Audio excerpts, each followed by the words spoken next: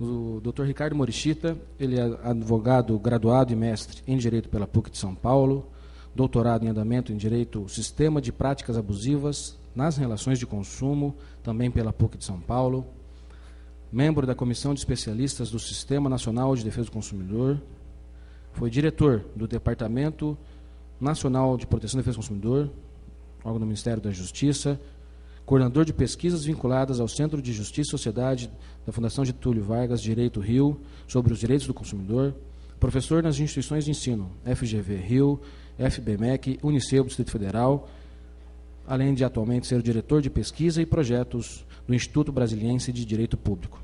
Muito obrigado, professor Ricardo.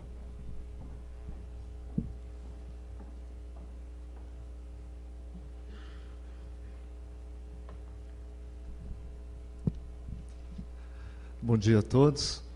Vou dizer da minha imensa alegria de estar aqui em Curitiba. Eu passei boa parte da minha infância no Paraná. Não aqui na capital, mas num rincão do estado do Paraná, perto da barranca do rio Paranapanema. Nasci em Presidente Prudente, então não ia muito para Colorado, Santo Inácio. Então, é uma região que me traz sempre uma memória afetiva muito grande de estar aqui. Então, estou muito feliz de estar aqui. Meu caro Flávio, presidente dessa mesa, Flávio foi um tremendo companheiro na época do Sistema Nacional de Defesa do Consumidor, sempre representou, eu diria, com muita competência, com muita integridade e com espírito, eu diria, muito público, não apenas o Paraná, não apenas Londrina, Flávio, mas eu diria, de uma forma geral, todos os PROCONs municipais, que são tão importantes para o nosso país. Queria dizer também que eu estou muito feliz de compor essa mesa, professora Andressa, que fez uma tremenda exposição clara, com um volume de informações extraordinário sobre o superendividamento. Vou até pedir uma cópia depois da sua apresentação para levar e distribuir para os nossos alunos. Está junto com o professor Pascoaloto, que foi uma pessoa que, antes mesmo de conhecer pessoalmente o professor Pascoaloto, eu acompanhei os textos do professor Pascoaloto.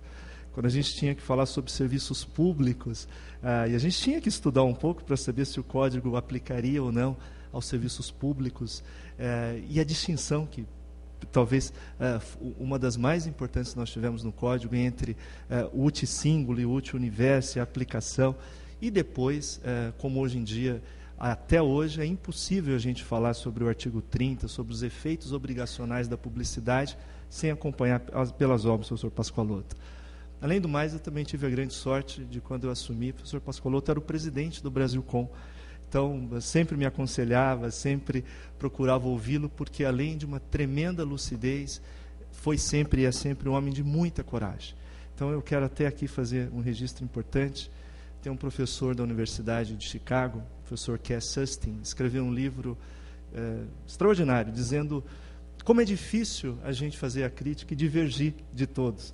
Porque ele dizia, porque no fundo, quem acaba levando ou levantando a crítica, às vezes tem mais a perder, porque sempre leva uma notícia, a limonada no processo, mas como a função, eu diria, sobretudo, da realização da crítica competente, responsável, corajosa, ela é importante, sobretudo para a democracia, sobretudo para que o país não tenha um compromisso com o erro, mas tenha um compromisso com o conhecimento, tenha um compromisso com a reflexão e possa, a partir desse processo, dar o seu próximo passo. Então, eu reputo, professor Pascoaloto, da maior importância as reflexões que o senhor aqui propôs, com muita coragem, com muita responsabilidade, com muito cuidado, e acho fundamental sempre repensar o sistema nacional sob o ponto de vista político e também o próprio Poder Judiciário e suas decisões. Em relação aos PROCONs, me parece indiscutível a necessidade de fortalecimento. Me parece indiscutível a necessidade, eu diria, e diria sim, dos próprios governos, do próprio Estado, dos próprios governos e do próprio Estado. Me permita aqui trazer uma outra obra recente, também muito interessante. O professor Sérgio Lazzarini, do INSPER de São Paulo, ele fez uma avaliação bastante curiosa. Geralmente no Brasil o trabalho empírico, você levantar dados no braço ali, fazer comparação, não é tão valorizado assim, ou pelo menos é um pouco desconhecido no mundo jurídico. Mas o professor Sérgio Lazzarini fez uma pesquisa e ele queria saber quem é o dono do Brasil? Quem mais investe no Brasil? Via de regra, pelo senso comum, a gente sempre costuma dizer, acho que é uma multinacional, acho que é uma empresa de fora. E ele procurou selecionar das empresas a partir da sua composição acionária, a partir dos seus conselhos de administração. Ele procurou mapear as 100 maiores empresas do Brasil. E ele percebeu algo que talvez nos escape do dia a dia. Quem mais investe no Brasil é o próprio Brasil, é a União, são os governos. Então, quando a gente olha do outro lado, problemas de telecomunicações, problemas de transporte, problemas de infraestrutura, serviços que são prestados no dia a dia dos nossos consumidores, além dos problemas de investimento, a gente percebe que é o mesmo governo. É um governo que incentiva, e é importante que ele incentive o investimento em telecomunicações, mas é a mesma telecomunicação que às vezes machuca os nossos consumidores. Então, acho que é uma reflexão muito importante, porque senão nós corremos o risco de sempre enxugar gelo, de procurar medidas pontuais, mas de não encontrar um equilíbrio em torno desse processo de desenvolvimento que é tão importante para o país. Eu acho que a grande sabedoria é olhar para os dados, olhar para as ocorrências, fazer essa reflexão. Se nós é que somos os grandes investidores em todos esses grandes temas, será que nós não teríamos direito a uma qualidade melhor nessa prestação desses serviços? Será que não estaria nessa decisão de investimento, sobretudo nessas, quando nós temos bancos públicos, nós temos fundos públicos envolvidos nesse processo, será que não seria importante que junto ao investimento se acompanhasse também uma cautela mínima de qualidade, de respeito, de cuidado com os nossos, ou com todos nós, consumidores? Isso me parece uma reflexão muito importante. Então, acho que, meu caro Pascoaloto, extremamente importante as suas críticas. Acho que essa área, que é o seu tema hoje, de direitos fundamentais e, sobretudo, de efetividade, uma área extremamente importante de pesquisa. Recebo aqui os meus cumprimentos, então, por esse trabalho. Quero também aqui fazer uma homenagem ao professor Roberto Pfeiffer, que foi um dos autores desse excelente capítulo, desse fundamental capítulo sobre o comércio eletrônico. Além da técnica, além da competência habitual, foi um tremendo diretor de PROCON, está brindando o Brasil com um capítulo fundamental para o futuro. Eu diria a todas as senhoras, todos os senhores, que sem esse capítulo de comércio eletrônico, não apenas os consumidores terão problema, todos nós teremos problemas. Porque todas as vezes que nós não separamos o joio do trigo, aquele que trabalha com competência, que trabalha com respeito, que trabalha com qualidade, nós estamos inaugurando no país, ou dando continuidade ao país, a um ciclo vicioso terrível, porque ninguém consegue competir com quem frauda, ninguém consegue competir com quem lesa, ninguém consegue competir com quem vende e não entrega. Então isso faz com que o próprio desenvolvimento, a própria atividade comercial, fique vivendo um tremendo dilema, insolúvel, porque para competir, para ganhar mercado, para contentar acionistas, diretores, presidentes, donos, gerar empregos, é fundamental que seja feito com base na competência e não no tapetão, não na fraude ou não nas irregularidades. Então esse é um capítulo mais que fundamental, não apenas para os consumidores, mas para todo o mercado. Por último, queria cumprimentar o nosso conselheiro aqui, o Dr. Madaloso, que está realizando todo esse relatório importante desse nosso grupo, e queria fazer também um cumprimento especial ao meu caro Marcelo Schneider. Foi intercambista nosso do DPDC, foi um tremendo intercambista, fez um trabalho relevante e hoje me traz aqui de volta à terra tão querida do estado do Paraná. Então, muito obrigado, Marcelo. Bom, falei muito e eu queria compartilhar então com todos os senhores uma breve apresentação sobre esse tema tão importante que foi escolhido aqui pelo Encontro Estadual dos Advogados, que é as reformas que o Brasil precisa. E na parte que me toca, falar um pouco do Sistema Nacional de Defesa do Consumidor. É um tema extremamente importante, acho que, do ponto de vista legislativo, foi muito bem endereçado as reformas que o Brasil precisa, acho que a Andressa colocou muito bem, Roberto endossou e falou sobre o comércio eletrônico, não tenho nenhum reparo a fazer, ao contrário, endosso todas essas propostas. Do ponto de vista da reflexão acadêmica, mais profunda, crítica, sobretudo de políticas públicas, o professor Pascoaloto colocou a sua reflexão, de tal maneira que eu me sinto absolutamente tranquilo e livre para comentar uma outra perspectiva com todas as senhoras, com todos os senhores. No dia de hoje, eu preparei uma apresentação, vamos ver se eu consigo passar aqui. Para onde eu aponto? Para a tela. Então, vamos lá.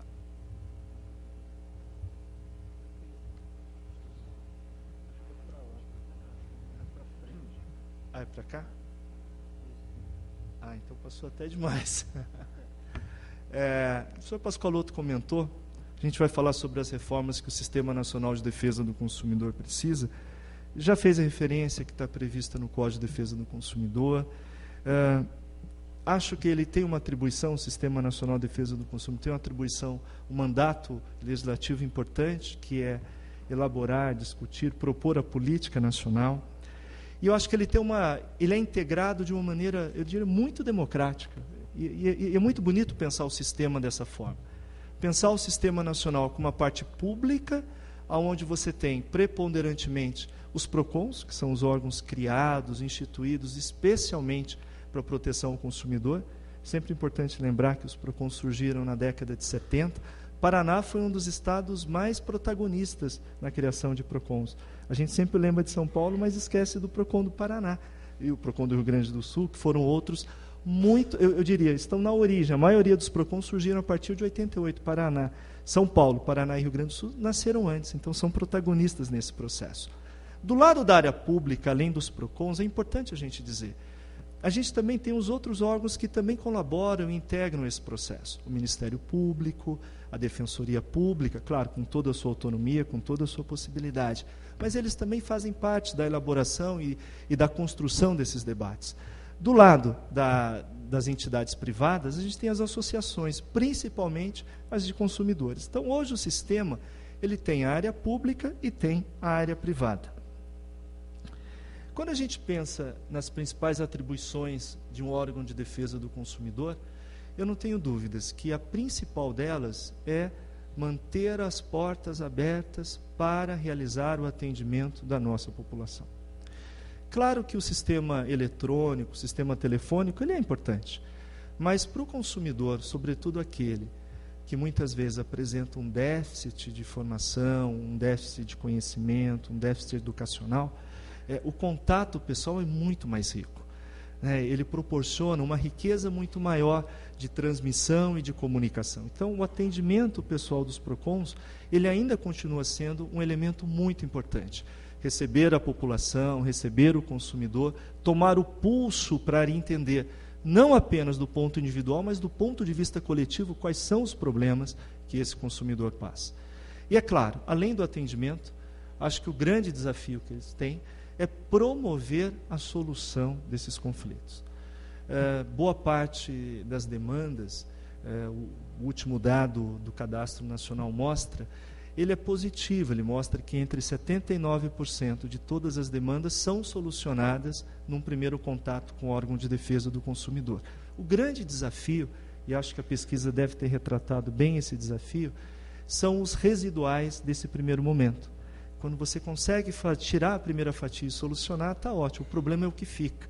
Ali, geralmente, são questões um pouco mais, eu diria, complexas ou que guardam posições institucionais dos fornecedores diversas daquela do órgão de defesa do consumidor. E no residual, realmente, há um problema desse atendimento. Esses registros de defesa do consumidor, eles foram instituídos a partir de 2004. Então, foi em Belo Horizonte que se começou o primeiro PROCON a realizar o atendimento e registrar. Por que o registro é importante?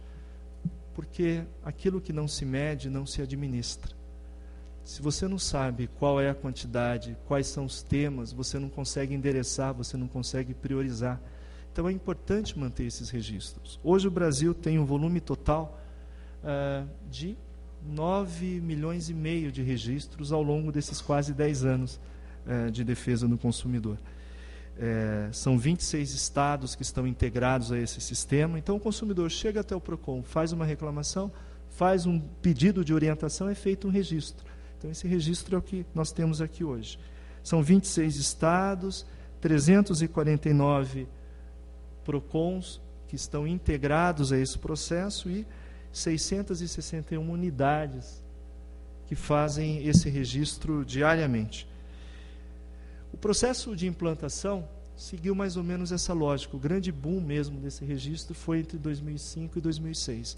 Depois, paulatinamente, até a gente chegar aos dias de hoje. O que aflige o nosso consumidor?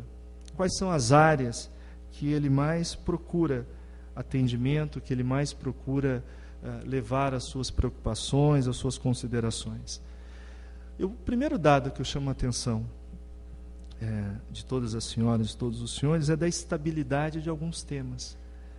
As reclamações até acontecem, mas elas não são tão significativas assim a ponto de levar o cidadão a sair de casa, às vezes pegar uma senha e fazer a sua reclamação no PROCON. Alimentos, habitação e saúde têm uma relativa estabilidade, eu diria, um pouco destaque nos atendimentos dos PROCONs. Alimentação, é muito episódico os problemas de alimentação. Geralmente são casos emblemáticos, é alguém que encontra alguma coisa dentro de um alimento, algo que não deveria encontrar, então é muito episódico. Saúde, a gente já sabe, geralmente nos períodos de reajuste de planos de saúde, aí eu tenho uma elevação. No mais, eu diria, com muita sinceridade, que os maiores problemas de saúde não têm nos PROCONs o seu destinatário, mas o próprio Poder Judiciário. Todos eles, geralmente, é problemas de internação, problemas de atendimento, de negativa de atendimento. O consumidor não quer nem procurar uma solução alternativa, ele quer uma decisão definitiva que garanta a ele a realização do atendimento. Apenas a título de exemplo, nesse ano, no Rio de Janeiro, com os meus alunos lá da Fundação Getúlio Vargas, nós fomos ao plantão judiciário. Eu não sei se o Paraná tem um plantão judiciário, tem? No plantão judiciário do final de semana, 87% das demandas, todas relacionadas à saúde. Não importa, saúde pública, saúde por meio de planos de saúde e assistência e seguros-saúde contratados pelos consumidores. Então, a gente sabe que o consumidor tem problema de saúde, não vai no PROCON, vai direto no judiciário. Quando a gente olha para esses 9 milhões de registros, é importante saber que nem todos os PROCONs, nem todos os municípios têm PROCONs, então por isso que esse registro ele é representativo, mas ele não expressa, eu diria, com todos os detalhes todo o país, né, porque a maioria dos municípios não tem PROCON, só 10% dos municípios brasileiros possuem PROCONs. E também outro dado, nem todos os PROCONs, embora instituídos como PROCONs, possuem o sistema, né? Sempre gosto de dar como exemplo os atendimentos que eram realizados no estado do Acre. Quando a gente foi lá pela primeira vez, 2003, 2004, imagina, Pascoaloto, era com papel carbono, né, o atendimento. Ele puxava o formulário e ainda fazia o preenchimento da ficha com caneta e papel carbono. Imagina, num tempo de informatização, de computadores, etc. Ainda era assim, Andressa. Então, a gente precisa levar isso em consideração. Por que eu estou dizendo isso? Por uma simples razão. Esses 9 milhões de registros, eles são representativos, mas é a ponta de um iceberg de todas as demandas, de todos os problemas pelas quais passam os nossos consumidores. Há uma preocupação em torno disso. Quando você tem uma lesão e você não tem um mecanismo para solucionar essa lesão, é algo muito ruim do ponto de vista da cidadania. É ruim do ponto de vista dos valores, né? Ninguém gosta de se sentir enganado, ninguém gosta de se sentir menos titular de direitos. E é ruim também porque é um problema que não aparece, é um problema que você acaba não tendo um mecanismo para solucionar. Olhem que dados curiosos. O ano passado, Flávio, a gente participou de um edital de licitação pela Fundação Getúlio Vargas, a gente ganhou uma licitação para fazer uma pesquisa sobre o consumidor. Então, a gente fez uma pesquisa, sobretudo para os órgãos regulatórios, mas eu aproveitei parte da pesquisa para mostrar para os senhores o que a gente perguntou para o nosso consumidor. A primeira pergunta que a gente fez foi em âmbito nacional. Foi uma pesquisa de âmbito nacional, foram mais de 2.500 consumidores entrevistados. Regionalmente, a gente utilizou a base do IBGE, então tem um fundamento estatístico bastante relevante. A nossa margem de erro em torno de 3% a 4%, então é bastante razoável que a gente vai mostrar aqui. E a gente fez uma primeira pergunta para o consumidor. Ele conhece? Ou já ouviu falar sobre o direito do consumidor? A gente tem 24 anos de código, 24 anos foi no 11 de setembro de 90, estamos em 2014, então temos 23 anos. E será que o consumidor conhece, Marcelo? Já ouviu falar no Código de Defesa do Consumidor? Qual que foi a nossa resposta? Eu achei muito positiva, porque mostrou que 91% dos consumidores em todas as regiões do país, no caro Madaloso, eles já ouviram falar, pelo menos, do seu direito do consumidor. Conhecem, de alguma maneira, esse direito. A segunda pergunta que a gente fez, que foi importante, era, tá bom, você já ouviu falar, já sabe que tem um Código de Defesa do Consumidor. Eu acho que isso, sobretudo, em decorrência da imprensa, né? Eu acho que a imprensa foi o grande divulgador do direito do consumidor. Acho que aí dá para traçar um paralelo histórico com a defesa do consumidor nos Estados Unidos. Lá tinha aquela figura do McCracken, né, que era o jornalista que queria vender o jornal barato, aquele jornal que demandaria menos investigação e atrair mais consumidores. Então, na década de 40, 50, esses jornais vendiam muito. E a principal manchete deles era o consumidor. Então, de uma certa maneira, não que o Brasil tenha feito isso, mas ele também dependeu da imprensa para popularizar e para divulgar esses direitos. Tá bom, o consumidor conhece, mas a nossa pergunta é, conhece quanto? Você disse que você conhece, que você já ouviu falar. Agora, o quanto de fato você conhece do direito do consumidor?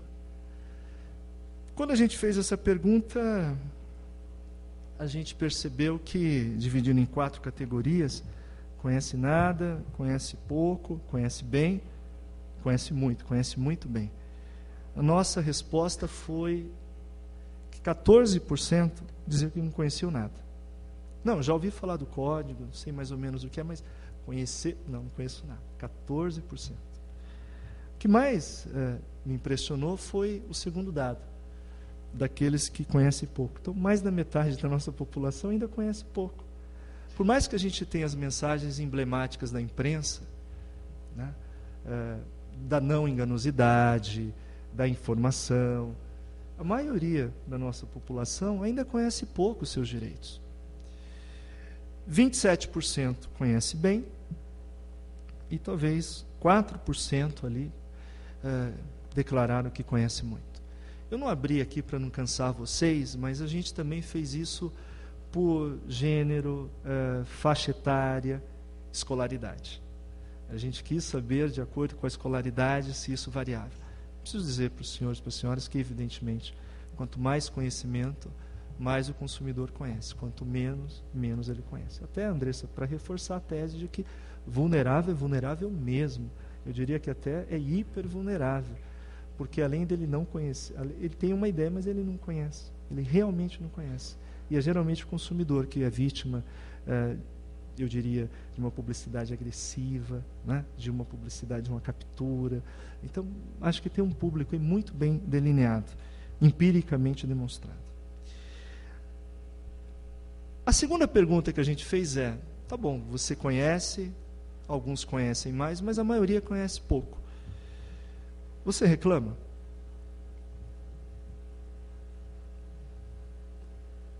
Pensem no nosso dia a dia, na nossa rotina. Teve um autor que chamava essa sociedade a sociedade do dano, né? Sociedade da danosidade, porque são tantas as pequenas lesões que nós sofremos no dia a dia. Mas a pergunta é, você reclama? O consumidor reclama? 19% dos nossos consumidores nunca reclamam. Eu fiquei assustadíssimo com isso. Mas nunca reclamam. 34% reclamam algumas vezes. Se a gente olhar esses números, a gente começa a perceber um pouco que é a nossa realidade. Não é de tudo e nem sempre que nós reclamamos. 13% reclama na maioria das vezes. 34% sempre reclama. Então é como se a gente estivesse olhando dois extremos, né? Parte da população que pouco deixa de reclamar ou não reclama, e uma parte que reclama muito. De novo, eu devia ter aberto esses números para vocês verem que a gente consegue explicar esses 34% que reclama sempre. Geralmente são os consumidores mais instruídos, sobretudo consumidores que têm acesso. Ele tem acesso ao conhecimento, tem acesso facilitado. Advogados, claro, quanto mais acesso a advogados eles têm, mais eles tendem a reclamar.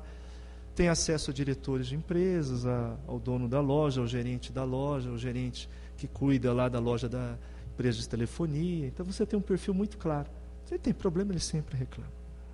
Mas eu diria, com alguma preocupação, que uma parcela significativa da nossa população tem problemas e não reclama. Aí vem a segunda pergunta que a gente quis fazer. Por que ele não reclama? Por que o consumidor, por que às vezes a gente deixa de reclamar?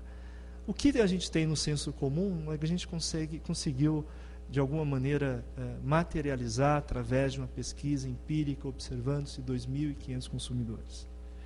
Por que ele não reclama? A primeira resposta que ele vai nos dar é porque não compensa. Eu não vou reclamar porque não compensa. 22% vai fazer essa avaliação. Eu vim agora de Brasília para cá, pela TAM. Eu estou com uma pequena hérnia de disco aqui, então ela me incomoda. Então, às vezes, o espaço entre as cadeiras me incomoda bastante. Então, eu pedi um assento um pouco maior.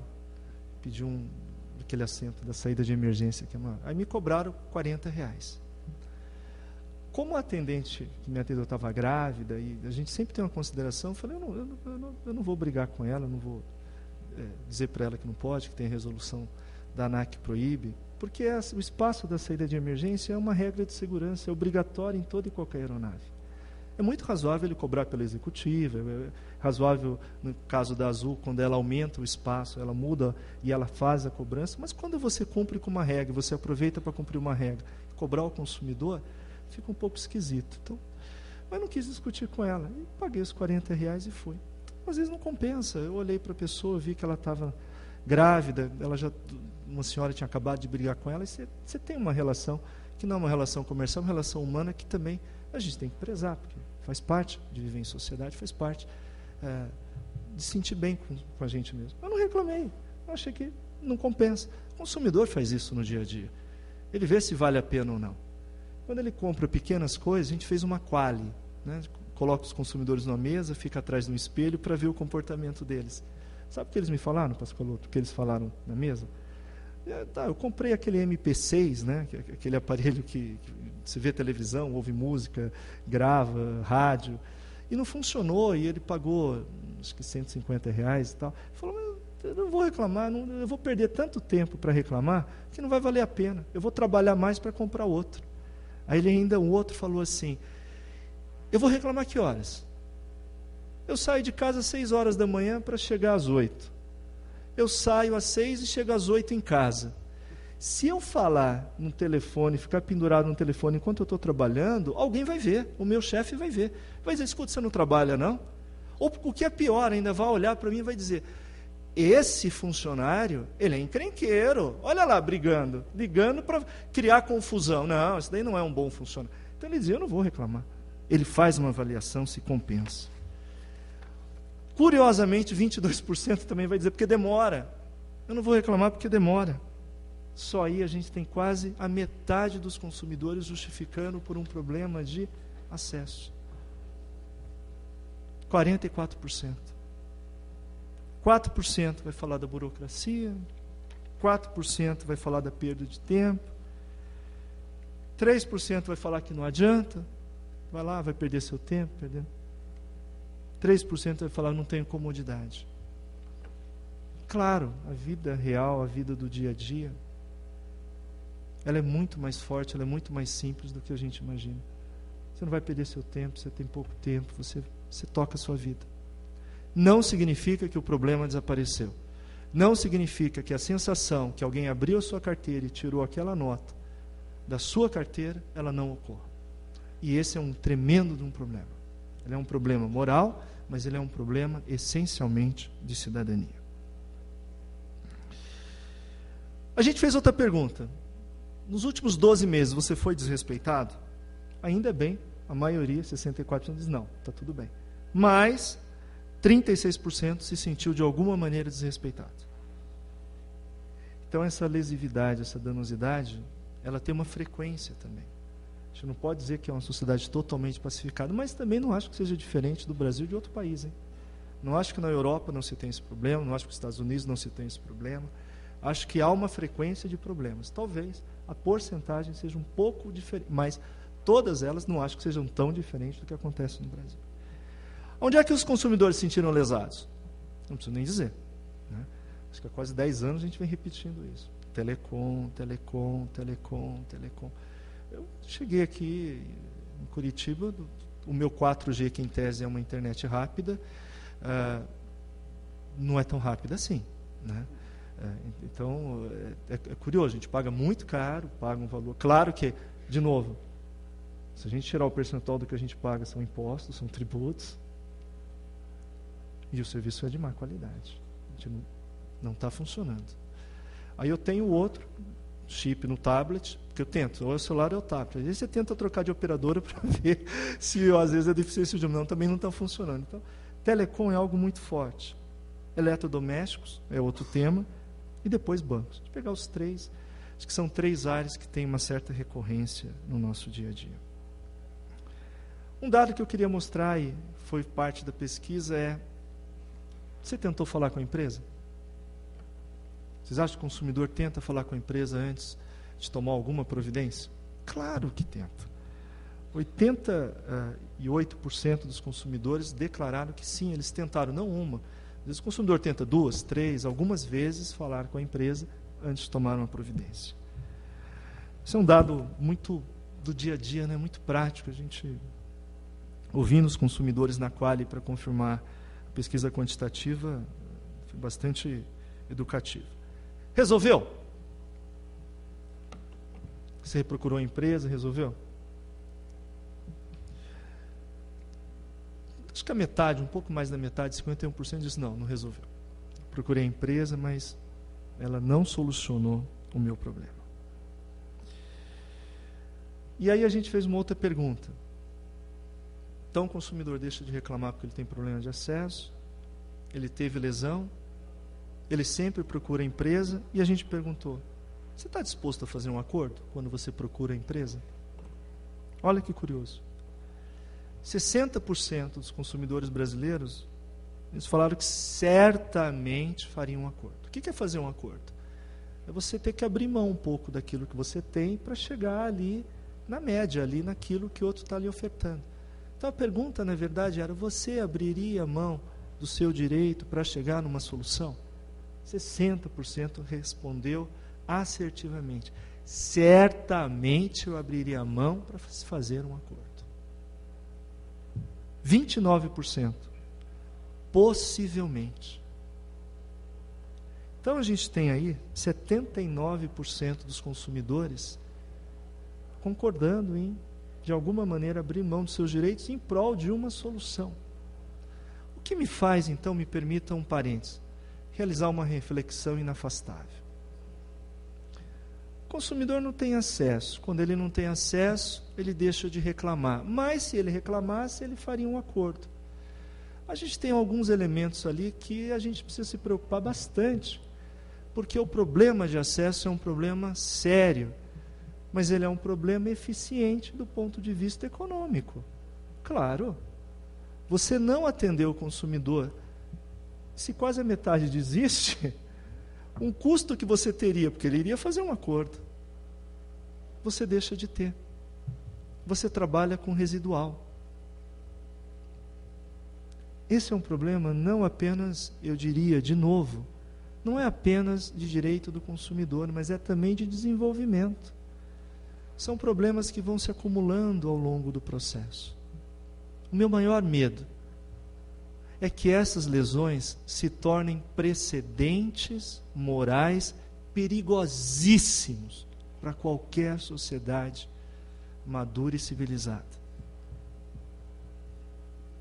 Se eu sou lesado, eu também posso lesar. É o pior dos mundos. Essa é a diferença entre o processo civilizatório e a bárbara. É uma sementinha, um câncer que nasce no seio da sociedade. Por isso que talvez o direito civil, a responsabilidade civil, a danosidade seja um tema tão importante. A reparação, a reconstituição. Vale a pena ser certo, vale a pena fazer a coisa certa, vale a pena. Deixa eu continuar. Queria fazer essa reflexão com todos vocês, porque se ele conhece os seus direitos, embora ele não saiba direito quais são eles, aí é um papel tão importante para o advogado, como elemento essencial de justiça, ajudar não só o cliente, mas ajudar a cidadania, ajudar inclusive as empresas para separar o joio do trigo. Mais da metade quase nunca reclama, não compensa, não justifica ir atrás dos seus direitos. Puxa, a gente tem um problema grande. E olha, eu nem tinha falado com o Pascoaloto, hein, quando eu fiz essa apresentação. O nosso grande problema é efetividade. A efetividade dessa tutela, desse direito. Senão a gente vive num país de faz de conta. Faz de conta que eu tenho direito, faz de conta que eu sei, faz de conta que eu respeito, você faz de conta que respeita também. Não dá certo, a conta não fecha. 2040, a nossa data de validade vai acabar. Porque o Brasil vai deixar de ter uma população concentrada na sua faixa mais produtiva da vida. Nós vamos ser um país mais maduro, mais sábio, mas talvez menos produtivo. A gente tem até 2040 para mudar essa curva e para crescer. Só que a gente só vai crescer se a gente conseguir resolver problemas que eu diria importantes para a integridade, mas problemas também de conhecimento. Inovação é fundamental. E ainda é importante ter inovação para se pensar em efetividade. Queria mostrar uma pesquisa que a gente fez esse ano no IDP, Instituto de Direito Público de Brasília. A gente trabalhou com os dados CNJ, saiu esse ano. Só que os dados CNJ às vezes demoram um pouco para sair, porque é uma compilação da justiça de todo o país. A gente olhou para a justiça estadual, para a justiça federal, para a justiça do trabalho. E olha que coisa importante. Claro que a justiça é sempre muito importante. Há uma tradição, por exemplo, a gente pega os americanos, né, e fala assim, o meu direito de ter um dia na corte. Então, claro, ir na justiça é importante. Se você olhar no estado do juiz e ter uma resposta do estado do juiz para o imaginário da população de uma sociedade, é muito importante. Então, é claro, eu sou muito a favor de que cada vez exista mais acesso à justiça. Mas eu queria ser pragmático, queria botar os pés no chão com todas as senhoras e os senhores e olhar um pouco para esses números. Nós temos 93 milhões de processos no Brasil. Esse é o nosso judiciário, o nosso retrato do poder. Não há precedentes no mundo. Não há precedentes. Eu sou um conselheiro informal de uma grande montadora japonesa, da Toyota. Então, a cada 2 anos eu vou ao Japão para ter a reunião do conselho do board internacional, enfim, falar de coisas importantes. A gente tem contato com a cultura, com a Suprema Corte japonesa, com as informações. Se a gente mostrar isso para um ministro da Corte Suprema no Japão, ele não vai entender. A gente pode passar dias, semanas tentando explicar, ele não vai entender o fenômeno. Não é ruim de todo, não estou dizendo que seja ruim, mas é algo que a gente precisa pensar. Agora, pensem nesses 93 milhões e pensem numa outra conta que a gente precisa fazer como cidadão. Quanto custa um processo no Brasil? Qual o preço de um processo no Brasil? A CNJ fez essa conta, a gente fez também. Na média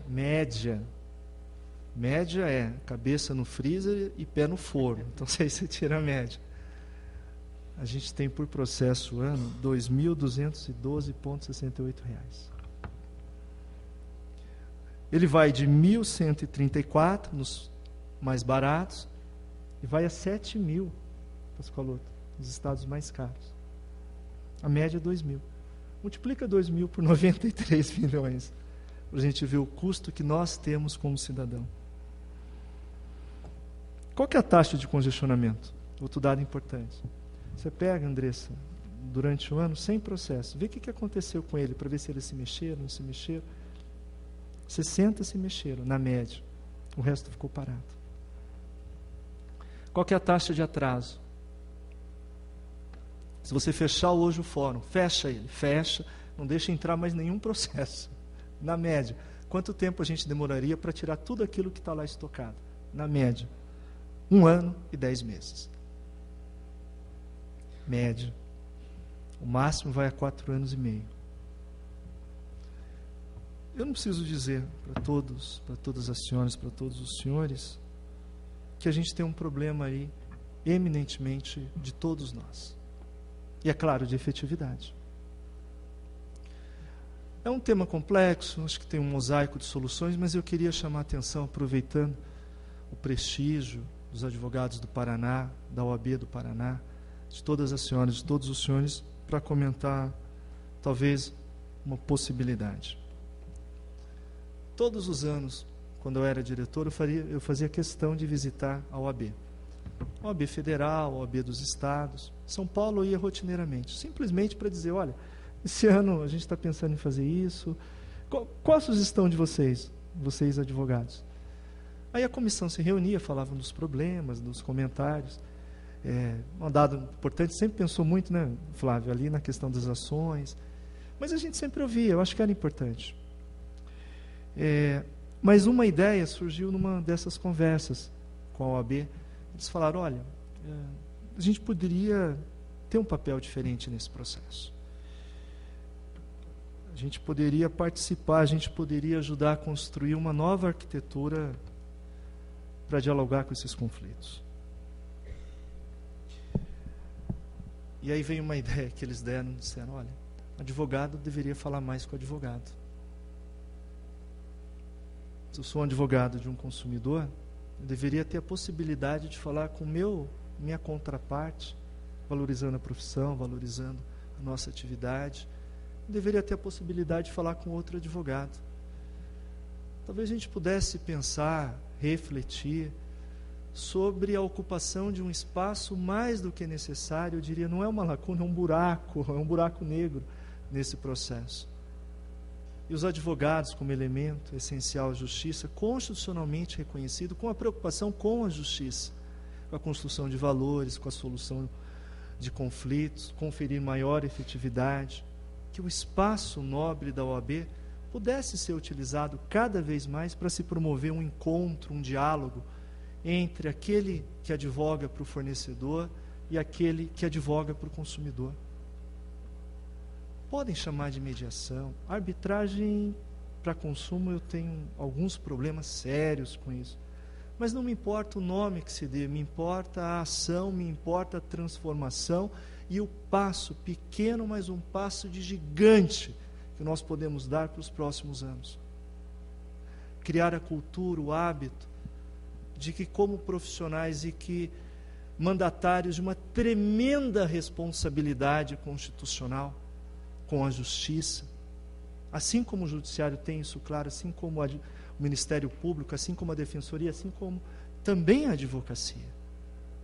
A nobreza da nossa profissão, a nobreza da nossa missão, que a gente consiga promover cada vez mais esses encontros, cada vez mais esses diálogos, e que a gente pudesse, para os próximos anos, pensar em efetividade, não depender apenas da estrutura judicial, não depender, mas na nossa casa, no nosso espaço, na nossa autarquia, que é uma autarquia federal que tem propósitos públicos, promover o encontro, a solução e a construção de soluções para todos nós, cidadãos, empresários, consumidores.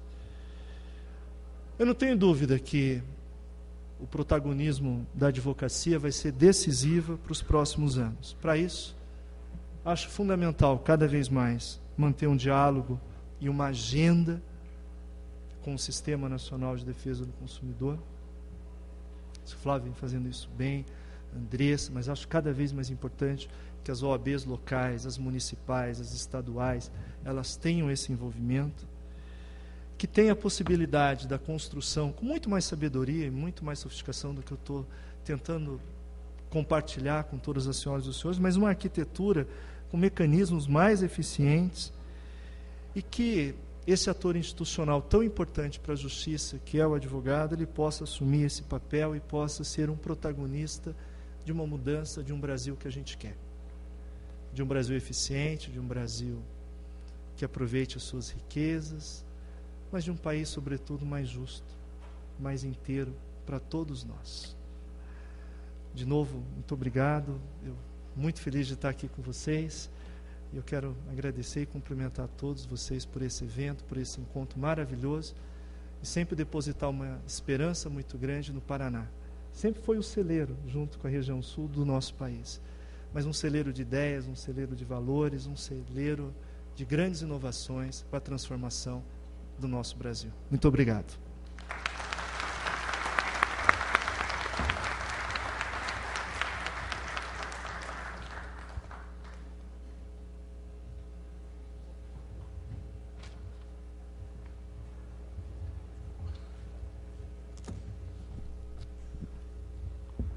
Obrigado, doutor Ricardo Morishita, por nos dar um choque de realidade, nos chamar a atenção para esses fatores tão importantes para o nosso dia a dia e para o dia a dia de todos os consumidores. Eu gostaria de agradecer também a pontualidade de todos os palestrantes. Eu gostaria de agradecer, aliás, fazer um registro antes disso, que nesses diálogos da OAB com o sistema, a OAB Paraná, a doutora Andressa, coordenadora da Comissão de Direitos do Consumidor aqui, doutor Marcelo Schneider é membro, ela não apenas está trabalhando para que o Curitiba tenha um PROCON municipal, como trabalhou para incluir no plano plurianual a execução disso, como conseguiu também com a Senacom um financiamento para que isso se efetive. Então aqui o registro, e até peço uma salva de palmas a essa comissão, que conseguiu... Parabéns, doutora. Bom, eu gostaria de fazer, antes de entregar os certificados e abrir as perguntas, eu gostaria de fazer um convite aos senhores, alguns convites. Setembro será um mês de muito debate no direito do consumidor. Em Londrina, de 9 a 11 de setembro, teremos o 5º Simpósio de Direito do Consumidor da AB Londrina, com apoio do Brasilcom. Nos dias 16 a 18 de setembro, a primeira jornada Brasilcom de Estudos de Direito do Consumidor, em Maringá. Em setembro, também, nos dias 22 e 23, aqui em Curitiba, aqui na capital, a segunda jornada Brasilcom de Estudos de Direito do Consumidor, que acontece junto com a 4ª jornada do consumidor bancário. E um convite aqui, Dr. Renato, de Campo Mourão, os dirigentes de OABs, que convidem o Brasilcom, entrem em contato com o Brasilcom, para que façamos jornadas em suas cidades, em suas localidades. Estamos abertos para isso. Falo na condição de diretor de eventos, então, para cumprir meu dever, por favor, me ajudem a todos nós a continuar construindo essa defesa do consumidor. E, claro, desde já, um convite para o nosso Congresso de Direito do Consumidor do Brasilcom. Esse ano foi em Gramado, em 2016 será em Foz do Iguaçu, aqui no Paraná, muito mais fácil para todos prestigiarmos. Vamos já nos programar para em maio, estarmos em maio de 2016, estarmos em Foz do Iguaçu, no maior Congresso de Direito do Consumidor brasileiro, que é o Congresso Bianual do Brasilcom. Bom, eu gostaria de agradecer ao nosso relator, o doutor Gustavo Madalosso, entregar um certificado. Obrigado pelos seus trabalhos.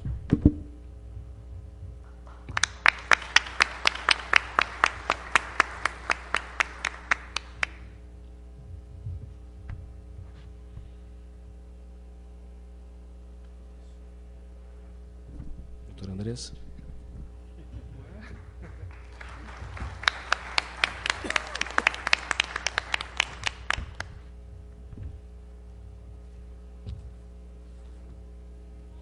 Doutor Adalberto Pascoaloto.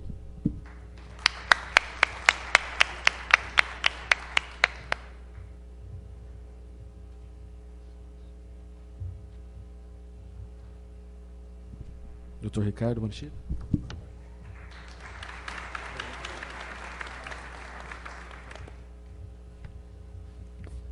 Doutor Roberto.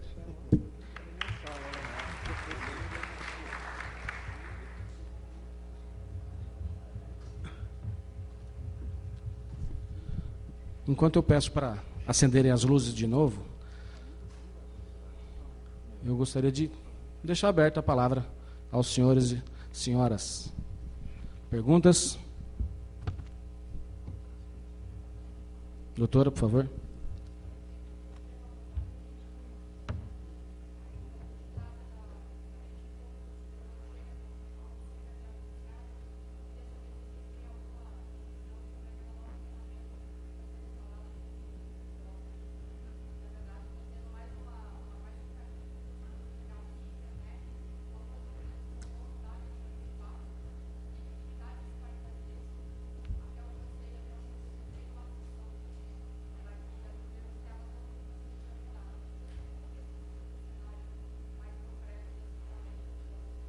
Doutora, qual é o seu nome? Luiz, muito obrigado pela pergunta. Doutor Ricardo, pode nos... Queria agradecer a pergunta, é ótima pergunta, muito boa. Porque, olha, Luísa, veja bem, eu acho que a questão da sanção, né, é algo que tem que se ter uma reflexão sobre ela.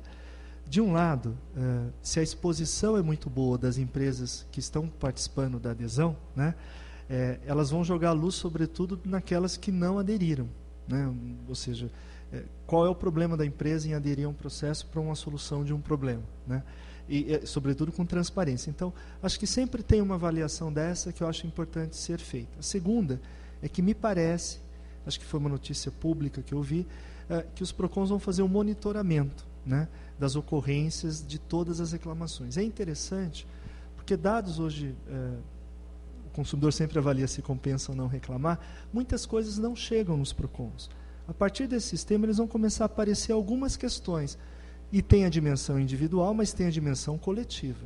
A coletiva sempre vai jogar luz para aqueles que estão solucionando e para aqueles que não aderiram não estão solucionando. Então, eu diria que a diretoria de fiscalização vai se divertir bastante com esses temas para depois levar adiante. De outro lado, acho que é uma iniciativa importante. A gente tem uma demanda, o professor Cazu gostava de falar essa palavra, né? A gente tem uma demanda reprimida de direitos da cidadania, né? Então, eu acho que quanto mais mecanismos a sociedade proporcionar às pessoas para uma solução de problemas, eu acho importante. Acho que é uma das iniciativas importantes. Acho também, de outro lado, que iniciativas que... os advogados, que as empresas possam oferecer, também são valiosas e importantes, sobretudo porque dependem de uma pactuação, de uma percepção de valor em torno desse ato. Acho que não, acho que dificilmente seria compulsório, porque não faz parte da natureza desse processo. Faz parte exatamente de ter uma sofisticação, mas é que a transparência ela ajuda a sociedade a entender os movimentos e, sobretudo, as condutas dessas empresas. Se você pode aderir e você não adere, qual é a sua dificuldade? Qual a sua dificuldade de fazer parte desse processo? Então, agora, tornar obrigatório, pelo menos não me parece, assim, em termos de modelo, adequado. Acho que tem que ser um ato voluntário, tem que ser um ato de maturidade, de desenvolvimento da própria sociedade.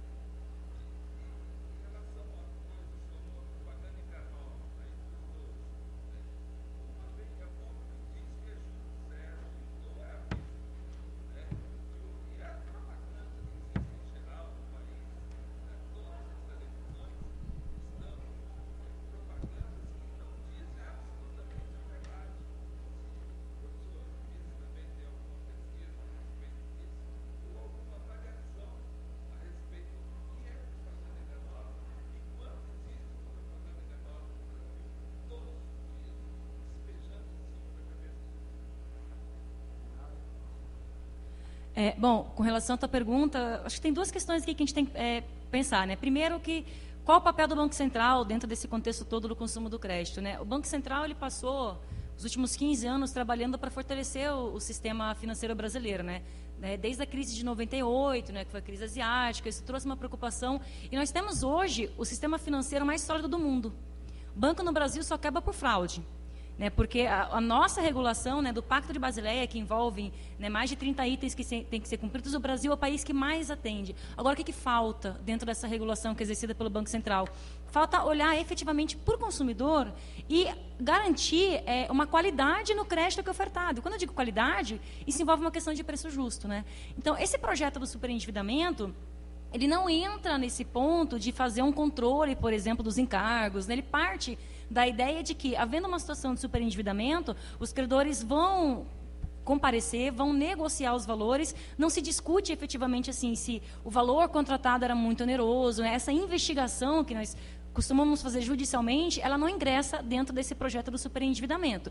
O que o projeto traz são sanções, e aí inclui tanto a redução quanto a inexigibilidade dos encargos, quando houver um descumprimento por parte do fornecedor desses deveres reforçados que estão sendo agora, né, trazidos numa amplitude maior do que, né, originalmente tratados no Código, principalmente na questão de orientar o consumidor, esclarecer, não só informar, mas fazer um verdadeiro aconselhamento, né, do uso correto do crédito. Em maio, nós tivemos o Congresso do Brasilcom. Eu tive a oportunidade de participar lá do painel de crédito, financiamento, e, inclusive, não só o Banco Central, como a própria FEBRABAN, que é a Federação Brasileira dos Bancos, pelo menos ela apontou no Congresso que ela apoia o projeto do superendividamento, né? Até porque, vejam, esse projeto, ele também atende aos interesses do credor. O que é melhor? Você receber a prazo um pouco menos ou simplesmente deixar de receber? Né, se nós pensarmos assim, uma leitura desse projeto, tanto a partir de uma série de princípios como a boa-fé, que é um dos pilares, né, do Código de Defesa do Consumidor, essa cooperação para a renegociação das dívidas, ela já deveria existir. Tá? Então, o papel tanto do Banco Central quanto da FEBRABAN, né, nesse processo todo, eles têm apoiado essa iniciativa de estabelecer essas novas normas de proteção e tratamento e prevenção, sobretudo, do superendividamento.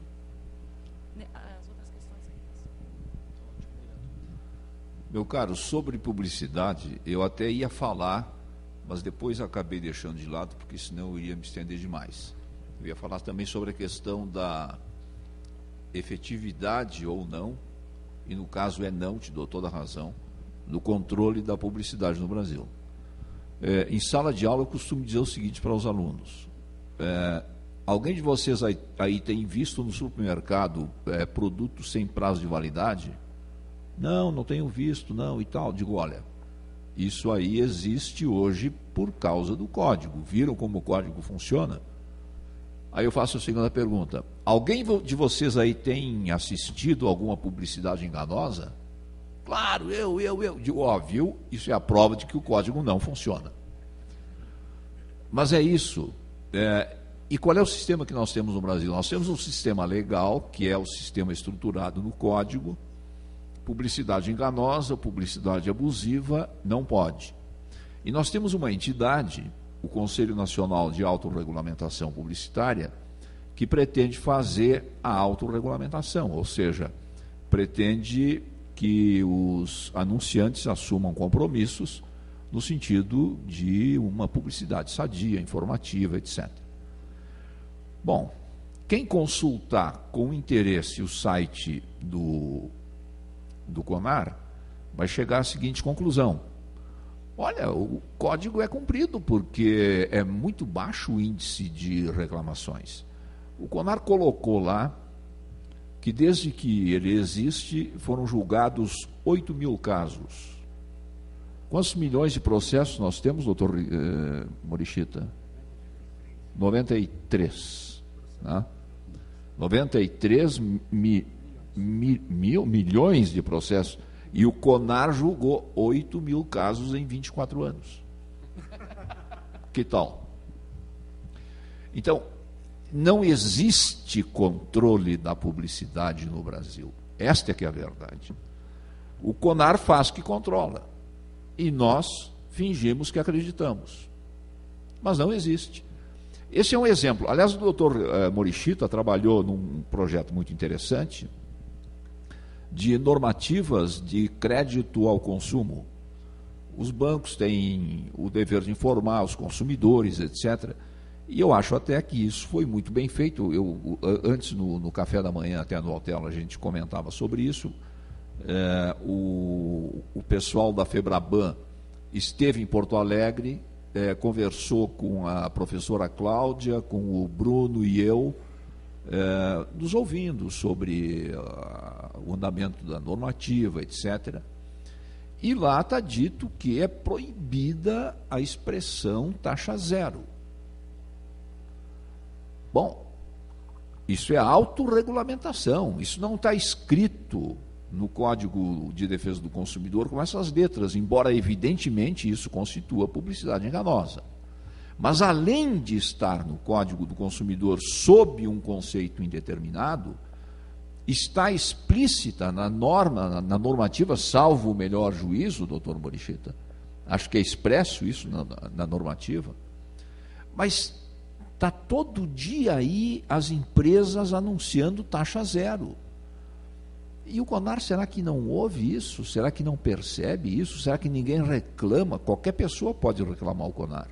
O que eles fazem? Eu não acredito que as pessoas não reclamem. Mas eles podem também, de ofício, sancionar as empresas que anunciam, que fazem esse tipo de publicidade enganosa. Por que não o fazem? Não o fazem por uma razão muito simples. Essas empresas são associadas ao CONAR. Então, a autorregulamentação, sem uma ingerência externa, não funciona. Quem é que falta na autorregulamentação? Faltam os consumidores. Os consumidores deveriam participar do organismo de autorregulamentação.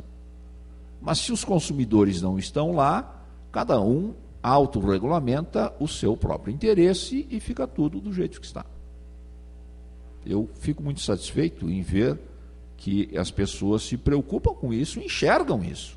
Agora, é preciso que aqueles que têm o poder de modificação também se preocupem e também enxerguem. Muito obrigado. Obrigado, doutor. Eu vou abrir a última pergunta ao doutor Renato, presidente de Campo Mourão, e aí após encerraremos os trabalhos.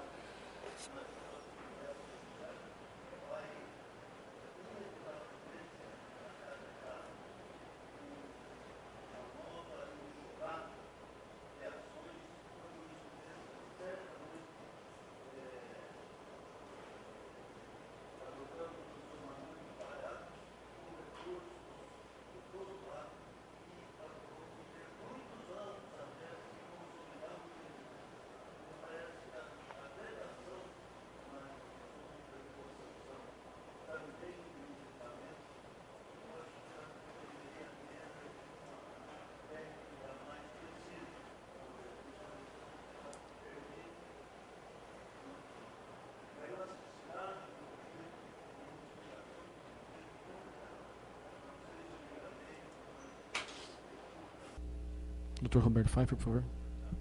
Bem, agradeço a observação.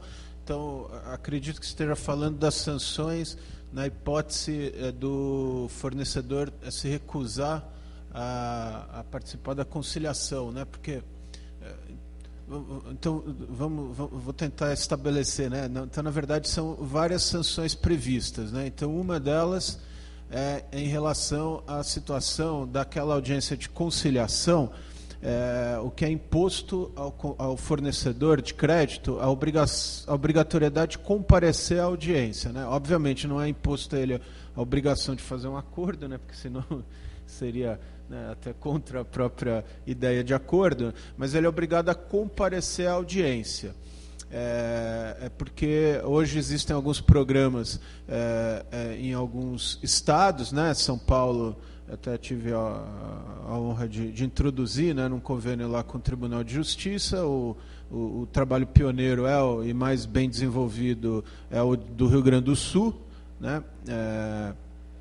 levada a cabo pelo Poder Judiciário, no Rio de Janeiro, mas em todos esses casos não há como se obrigar o fornecedor a comparecer. E esse é um problema, né? Porque às vezes ele simplesmente se recusa a comparecer e aí frustra tudo.